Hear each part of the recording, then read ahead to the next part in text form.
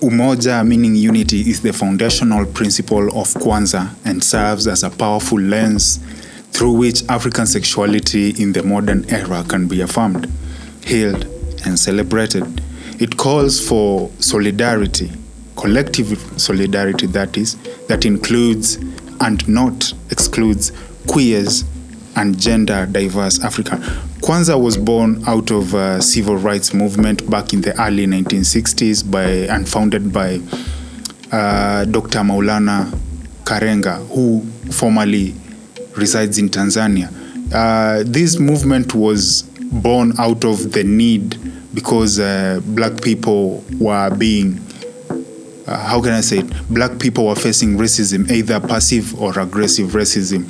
And we know most of the African content that is created abroad is built around slavery, like 12 years of a slave. If you look around the hip-hop music, if you look around the black culture, the black movie, it all surrounds the slavery. And so that is why in the early 1960s, this Kwanzaa series was formed by Dr. Maulana Karenga through the Watts riot. The main aim was it's a replacement of Christmas or like Ramadan, which we celebrated, because on the very basic level, Kwanzaa is not a religious activity. But to cut the long story short, Kwanzaa was formed out of the need where black people needed to celebrate their own. It's like a festival celebrated by the black American people, just like Kikuyus have the Ngemi festival, whereby they usually celebrate each and every year, and they have a series of that. So this was born out of the need to have a community of the black Americans or the African American or the Anglo-American culture to celebrate their own. It's usually celebrated between December 26 all the way through to 1st of January each and every year. Hello everybody. By now, I'm assuming you all know my name since you've been in the community for a while.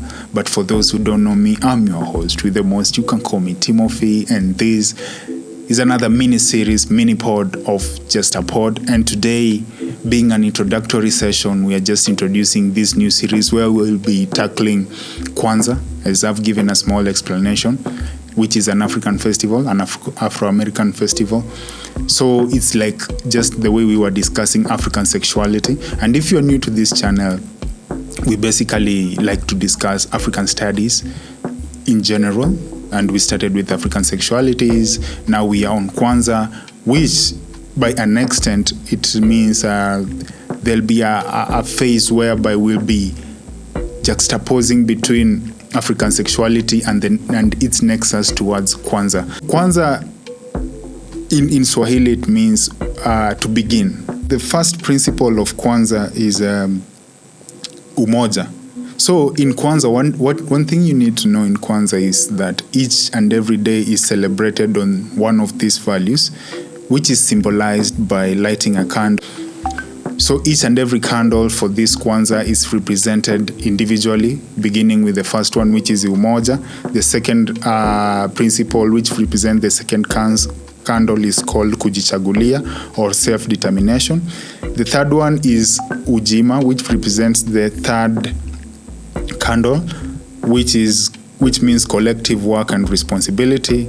The fourth one is Ujamaa, which represents cooperative economics, which represents the fourth candle on the candlestick. And the fifth one is Nia, which means purpose, representing the fifth candle. And the sixth one is Kuumba, which represents creativity. And the seventh and the last one, which represents the seventh candle, is known as Imani, or faith. Just to allude this to the Bible, whereby we had the story whereby God was creating the world and he used 7 days